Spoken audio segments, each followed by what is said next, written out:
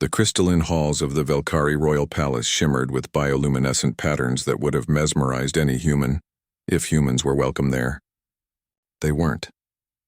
Princess Danisha of House Velkar stood before the observation window, her four graceful arms crossed in a gesture that transcended species, irritation. Her silver skin reflected the light of 3 moons, and her large, dark eyes narrowed as she watched the human delegation's shuttle descend toward the landing platform. "They contaminate everything they touch," she muttered in her melodic language, her translator implant rendering the words for her attendants. Their crude biology, their limited senses, their warmth. The Velkari were a cold-blooded species, thriving in temperatures that would freeze human blood. To them, the heat radiating from human bodies was repulsive, like standing next to a furnace. Among the human delegation was Noah Chen, a xenobiologist who had spent 3 years earning this diplomatic assignment. He knew the Velkari despised physical contact with his kind. He'd read every cultural brief, memorized every protocol. Still, nothing prepared him for the princess's undisguised revulsion when they were introduced. "Engineer Chen will be overseeing the environmental systems integration," Ambassador Williams explained. Gesturing toward Noah, Danisha's translator conveyed her response with icy precision. "Keep the human away from the sacred archives. His kind sheds particles constantly. It's disturbing." Noah bowed, keeping the required 3 meters of distance. "Your Highness, I understand your concerns. I'll maintain all protocols." Her eyes lingered on him with something between curiosity and disgust before she turned away, her flowing robes trailing behind her like liquid mercury. The integration project was meant to unite their technologies, Velkari bioengineering with human mechanical innovation.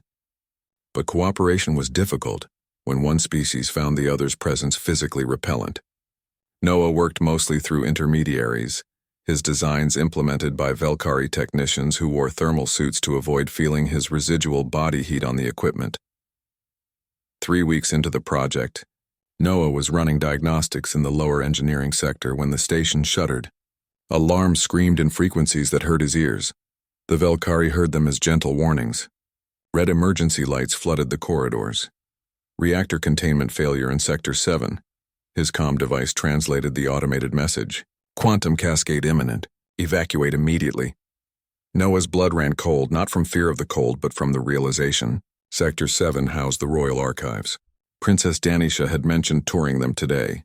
He ran. The human delegation was already evacuating toward the shuttles. "Chen, wrong direction," someone shouted, but Noah was gone, racing down corridors that grew colder with each step. The Velkari had already evacuated their people from the danger zone, all except one. Danisha stood frozen before the archive's crystalline data core, her 4 arms moving frantically across holographic controls. She was trying to download centuries of her people's history before the reactor breach destroyed everything. "Your Highness," Noah burst through the doorway. "We have 90 seconds." She whirled, shock replacing her usual disdain. "You cannot be here. We need to leave now. I will not abandon my people's legacy." Her hands moved faster across the controls, but the download was only at 40%. The building shuddered again. Cracks spiderwebbed across the walls. 60 seconds. Noah made a choice that violated every protocol. He ran forward and grabbed her arm. Danisha shrieked, not from pain, but from the sensation. His hand was like a brand against her cold skin, scorching, overwhelming. No human had ever touched her. No one had ever dared. The heat of his body flooded her senses, alien and terrifying and somehow not entirely unpleasant, a thought that horrified her even more. "Let go of me," she demanded, but Noah was already pulling her toward the exit, his other hand slamming the emergency seal that would at least preserve the archive chamber. 40 seconds. They ran through collapsing corridors. Noah's thermal signature was now Danisha's greatest asset. He could see in the smoke and darkness using his helmet's infrared while she, cold-blooded and temperature-blind in the chaos, could not. She hated needing him. She hated the way his warmth seeped into her arm where he held her. She hated how her body wasn't rejecting the sensation as much as she'd expected. 20 seconds. The exit was blocked.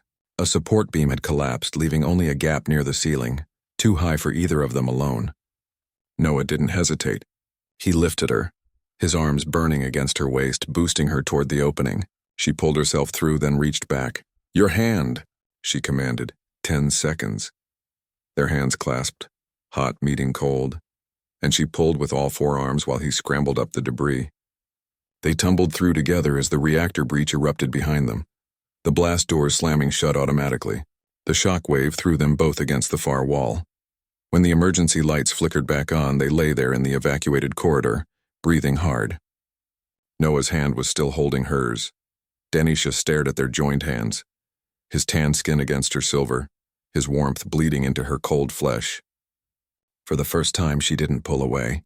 The heat that had always seemed repulsive now felt grounding, real, alive in a way her cold world never had been. "You came back," she whispered, her translator soft. "Your delegation was evacuating. You came back for me." Noah managed a weak smile.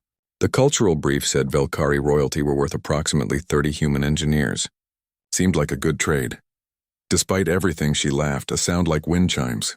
"That brief is outdated. We're only worth 20 of you now. Inflation." They helped each other up. Danisha's attendants arrived moments later, horrified to see their princess covered in dust and human thermal signatures. But she waved them away, her dark eyes fixed on Noah. "Engineer Chen," she said formally, but her 3-fingered hand remained in his 5-fingered one. "I misjudged you." "Misjudged your kind." "We're not so different," Noah replied. "You protected your people's memory. I tried to protect you. Same instinct, different biology." She nodded slowly, finally releasing his hand, but not before squeezing it once. The gesture spoke across the void between their species. Gratitude, respect, and perhaps something neither was ready to name. As Noah rejoined his delegation and Danisha returned to her duties, both carried something new. She carried the lingering warmth on her skin like a secret. He carried the memory of her trust. The integration project continued. But now, when they worked together, Danisha no longer maintained the 3-meter distance. Sometimes, when reviewing schematics, their hands would brush, cold against warm, alien against human, and neither would pull away. The Velkari court whispered about their princess's strange new tolerance. The human delegation raised eyebrows at Noah's unprecedented access. But on a station orbiting a world between worlds, 2 beings had learned what humanity had always known. Courage is measured not in distance kept, but in distance crossed. And sometimes, survival demands we touch the very thing we fear most, and discover it wasn't so terrible after all.